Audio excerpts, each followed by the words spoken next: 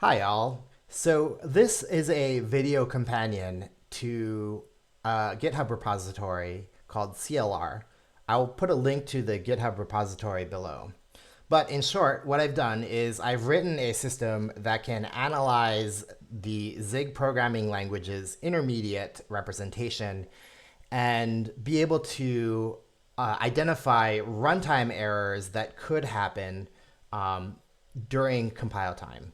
So these are correctness errors in your program that you shouldn't have, that currently in Zig debug modes trigger panics at runtime.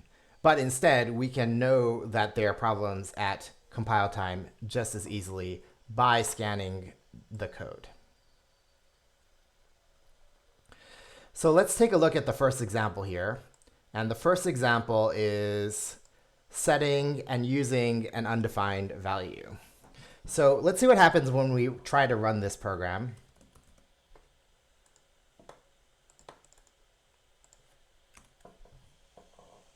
You can see that absolutely nothing happens. We did return a value, though. Let's see what that value is. That value is 171. To the untrained eye, that might be a little bit of an unusual value. But note that 170, which was the result of adding 1 to x, is the hexadecimal value 0xAA.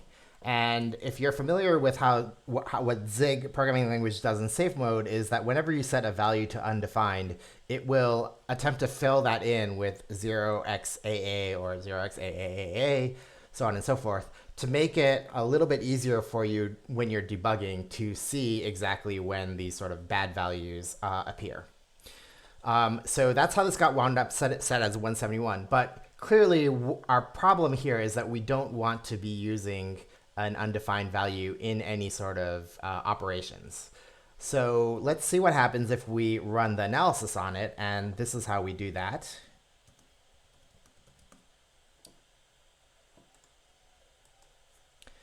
And when we run the analysis on this, this program, you can see that it is correctly identified that we are using an undefined value on line 3, which is right here. And it was set to be undefined in line 2, which is right here. So in this way, CLR is identifying a potential problem before it happens. So what happens if we attempt to pass what happens if we attempt to use an undefined value that has been passed to us? So in the case of Zig, it's a perfectly valid thing to pass a pointer to an undefined value into a function, because we might be using this function to set the value of that of what that pointer sets to. But the problem is here, you can see, so this pointer is going to point to something undefined, and then I'm going to wind up using it here. So the question is, when we make this call to this function, is it able to identify that, yes, this value so far is still not defined? And let's see what happens when we attempt to do that.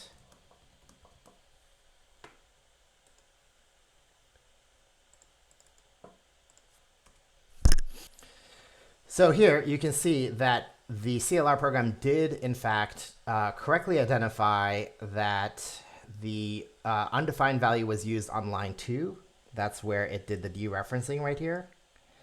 And that it was set undefined here on line 6. By contrast, if we were to do something like set this to some value, right, what would happen? Of course, in this situation, no error would be reported.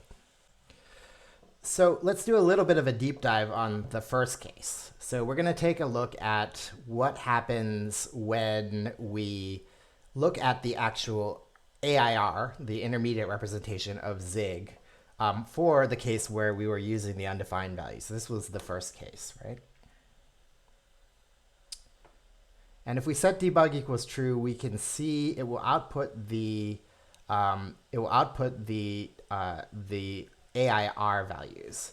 And so here what we can see is that on slot 2, it is storing an undefined value in the value of slot 1, which is our stack allocated X variable here, right? So this dbg var pointer says, oh, by the way, slot number 1 is labeled X. That's the name of the variable. And here we're saying in slot number 1, we're going to put this undefined value. We can carry this metadata all along. And what's going to happen here is that on slot number 5, we're going to attempt to load the value from slot number 1. And what we can see when we get to this point is that, hey, slot number 1 contains a U8 that is undefined. And by virtue of that fact, we should declare that we shouldn't be trying to load an undefined value. And that's basically the gist of how this sort of detection works.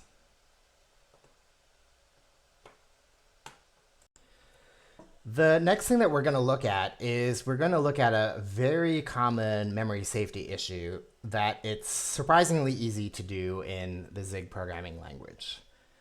This is a situation where we escape a stack pointer from a function. So let's step through this function so you can understand what's happening. So in this program, what we're going to do is we're going to first call this escaped pointer function, right? This escape pointer function creates a stack variable called foo. It happens to be U32. That's not important. We're going to go ahead and use that foo variable. And then we're going to return a pointer to that foo variable. Now, escaped pointer returns a U32 pointer, right? And the error stems from the fact that this U32 was created on the stack. So when we dereference that, it causes a problem. Now, in general, you can't really add additional information on the type of a pointer because you might have a situation where the type of the pointer may be on the stack or on the heap, and it should be agnostic to either. There are many such cases where you would want such a function. And so it would be the responsibility of something besides the compiler maybe to go ahead and track and see whether or not all of the calls that use that pointer are consistent with either being on the stack or on the heap, and that if you do have a stack pointer, it never escapes the function from which it's created. So let's go ahead and see what happens when we do this. So when we run this program, we can see that it does, in fact, identify that there was an escape of a stack pointer in the function stack pointer escaped pointer, right? So this is on line 4. So it is correctly identified that that is where the pointer has escaped, and the fact that the value was created in this escape pointer function on line 2. So it knows that that's where it was created, and it knows that that's where the error was caused. So that sort of analysis is definitely possible just by looking at the AIR. Another case of this sort of thing is when we have a parameter pointer, which is also a value created on the stack, and we return a pointer to that parameter pointer. Okay, so let's see what happens when we do this. So when we run this, when we run analysis on this, we see the exact same thing. We know that the stack pointer was escaped here on line 2. And that the value was created on line 1. And in this case, we are able to identify that this parameter was actually one of the arguments, and indeed it is argument number 0. So Zig is not a programming language that has a concept called RAII, which is short for Resource Acquisition is Initialization. So in a programming language like C++ or Rust, when you create an object and it goes out of scope of the object, then the compiler knows whether or not it has been either given over to another function, and when it leaves the scope, there's automatically a cleanup phase that occurs for that object or data type. In the case of Zig, all function calls have to be explicit. And so the challenging question that I want to maybe think about is whether or not that RAII is in fact necessary. And maybe instead of having the compiler decide when you should be deciding it, you could use static analysis to take a look at the program and decide when you should have deleted it, and then warn you when you have either deleted it in a bad place or tried to use it after you've deleted it, or if you should have deleted it and you didn't, hey, you should have deleted it here. In Zig, the allocator interface comes with two functions and additional functions as well. But the two main ones that have been implemented in CLR are create and destroy, which are responsible for, generally speaking, allocating and deallocating a single pointer to a single object. So here, in this example, let's take a look at what happens. We're going to just use the C allocator as a convenient allocator that we can just use. We're going to create a pointer and allocate the memory for that pointer. It's going to be a pointer to U8. We're going to set the value of the pointer, and then we're going to go ahead and destroy and deallocate the memory space pointed to by X pointer. And then at some point, we are going to attempt to use it. So this is a dereferencing. So dereferencing after a delete is a use after free error.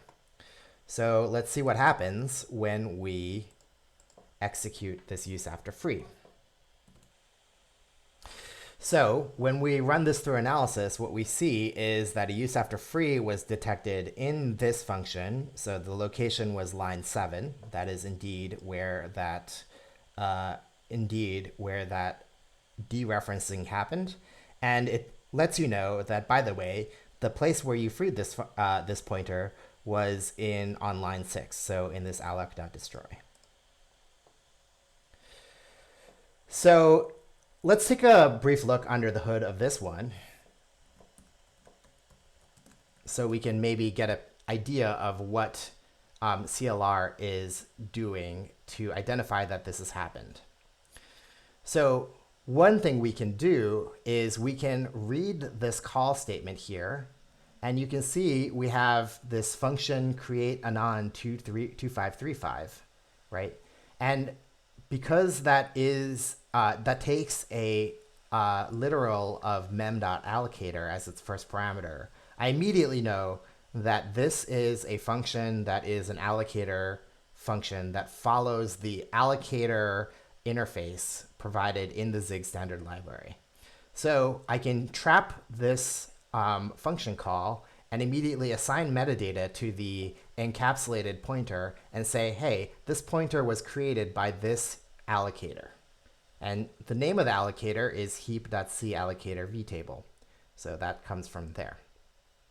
And if you are familiar with the Zig standard library, you'll know where this heap namespace prefix comes from. Then we can ignore this try block because this is error handling for the situation when the value is an error, aka some allocation error occurred. And then we can skip down here where the destroy function is called. And here you can see, again, we can trap this knowing that this is a special allocator memory call.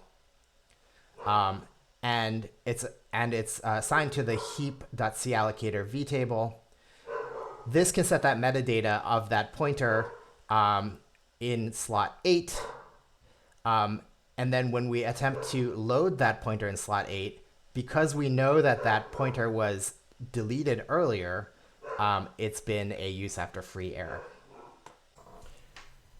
So similarly, we can use CLR to detect the case when there has been a double free. And here you can see that the CLR was able to report a double free event. The double free event happened on line 6, and it notes that the pointer was previously freed on line 5. So none of this would be useful at all if we weren't able to somehow manage to communicate the status of all of these pointers across function call boundaries. So let's take a look at this example. In this example, here we're going to create a pointer using the allocator create function. Then we're going to pass it to this function deletes. And note that function deletes here causes an destruction of that pointer, and that pointer value here is passed as the parameter to the function deletes pointer. Then we can go ahead and destroy it again, or try to destroy it again after we've called this function that deletes it. So importantly, what we need to keep in mind is that this function delete communicates back to its calling function main that when you have passed a pointer to it, it will go ahead and destroy it. So the provenance of that pointer has been transferred to the function deletes function. So now this function is responsible for deleting this pointer, and therefore this function no longer has that responsibility. So destroying it later is not a valid operation. So let's go ahead and run this.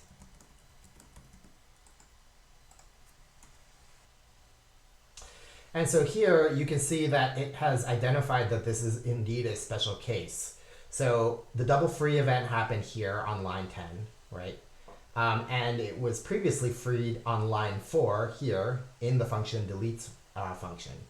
But it also is able to provide you a reminder that the pointer and the responsibility, the provenance for the pointer, was transferred to the function deletes here on line 9. So in Zig, an interesting problem that you can wind up doing is to attempt to take a pointer and allocate it with one function and deallocate it with another function. That is clearly not allowed because these allocation and deallocation functions have different machinery for how they're managing their heaps. And in fact, you can even have create an allocator that prefetches memory on the stack and gives that out, in which case sort of a attempt to destroy by another pointer would probably, or another allocator would probably be a huge problem. So let's see what happens when we run this code, which will attempt to do exactly that. So as you can see, it is able to tell you that, hey, you tried to free something by heap C allocator, which is our alloc2, right? So alloc2 is C allocator, and it says C allocator tried to free memory, and it was mismatched and originally allocated by heap.page allocator. So the vtable for the page allocator is what you use to create it, right? And so it's able to report that that is a problem. Along the same lines, a type correct, but very much something you don't want to do operation is to take a stack pointer, pass it to a destructor, and have it try to destroy that value. So let's go ahead and take a look at what happens when CLR sees that happen. So in this case, you can see that it correctly identifies the destruction location as line 5 and reports that the pointer was created as stack memory, a stack memory attempt to be freed, on line 4, which is exactly correct. So one of the last things that I want to show you with allocators is what happens when you just forget to destroy the allocated memory. So in this case here, we're going to just do a simple allocation, and then it's just going to get dropped by the function ignored. So here you can see that when the function attempt to return, which is on line 5, the leaked memory allocated in the function leaks.main was leaked. And so you can see that it reports that the allocation occurred on line 4. And so it's saying what happened on line 4 got leaked when you got to line 5. Of course, in the situation where you have a function return, so this function creates the pointer. When it returns from this function, right? What we are expecting to see is that the pointer, that this function gains control of a pointer that was returned as created by this function. And then this function should be able to identify that it was supposed to delete that. And here we can see that the function return happened at line 9, and leaked memory was allocated in function leak from function return allocate for me, which is on line 4. So it says when you returned on line 9, the value that was allocated on line 4 got dropped, and it should have been freed. Last thing that I want to show is this function, which is really kind of a little bit of a flex on the capabilities of refinement typing and what the sorts of things you can do via refinement typing analysis done on Zig AIR. So in this program, let's go ahead and walk through this. Before I show you the code for set units, I'm just going to tell you that what set units does is it just returns the value as is. So let's go ahead and step through this function. So first we're going to set t to be 1 and v1 to be 10.0. And by the way, these are going to be set as f32s. And then we're going to apply acceleration with v1 and t with .m. So .m is going to be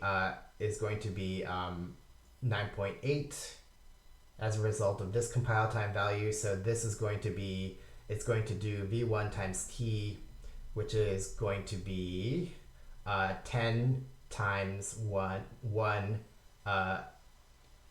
or 10 plus 1 times 9.8, which is 19.8. And then when we do v2 here, we're going to set the units to 10 feet per second, and then we're going to apply acceleration of 32.0 for 1 second. So that's going to be 42.0 total. And then we're going to add the two together, which is going to be 19.8 plus 32.0, which is something like, or 42.0, which is something like 61 or something like that. So real quick, I'm going to go ahead and instrument this with a std.debug.print. Oops, we need to import. And so yeah, so the result was 6.18. This is clearly not an operation that we ever want to happen in any sort of real situation, right? So this compiles and executes basically as is. But let's see what happens when we attempt to CLR and analyze it. So looking at the error that came out, we in fact see that CLR identified that mismatched function units were found in function unit conflict.main, line 27, so that's this line, and it notes that you attempted to add meters per second on the left-hand side to feet per second, which is not an allowed operation if you are correctly tracking these units. So let's quickly see what the magic is behind this set units function. It's actually not that exciting. I made this debug, if debug unit equals unit, so that in principle, if you set this to be false, this would be compile time known a no-op. And also, if this line is gone, then all set units is doing is returning value. And so at the compiler level, it is very easy to identify that, hey, this function is a no-op, it's not doing anything. But as a result of the fact that I'm trying to set this constant value to some compile time constant unit, which is the string, that unit gets put, that string that is appended to the end gets put into CLR. And so CLR is able to read, oh, hey, here there's a meters per second, here's a feet per second, here's a seconds, here's a meters per second, here's a feet per second.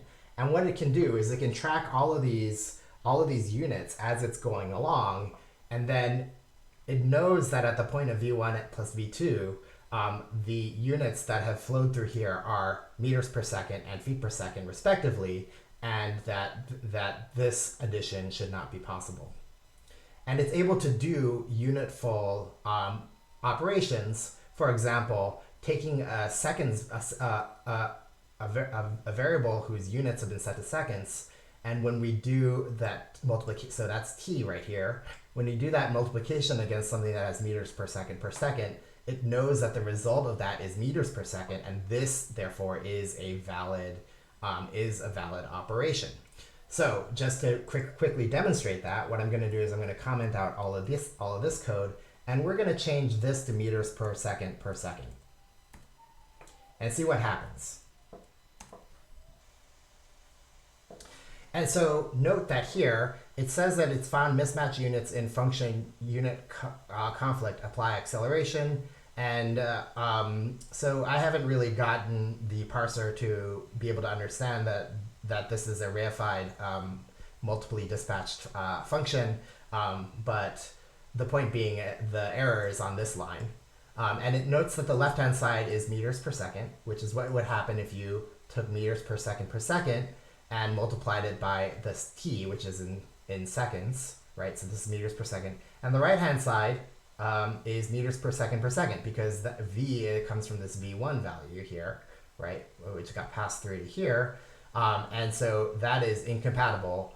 That is an incompatible operation. So that is what I have. Hopefully you found this to be interesting, and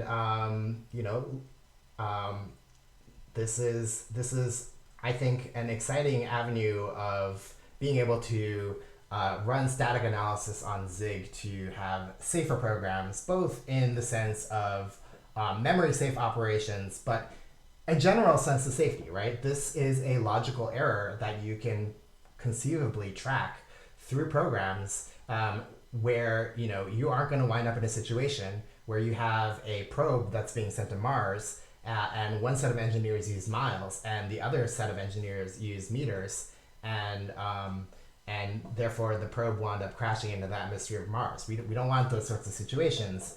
And so in principle, in Zig, the intermediate representation is rich enough and convenient enough for you to do easy analysis on and track all sorts of different logical errors that you can prevent before programs ever get shipped out to production. Thank you very much.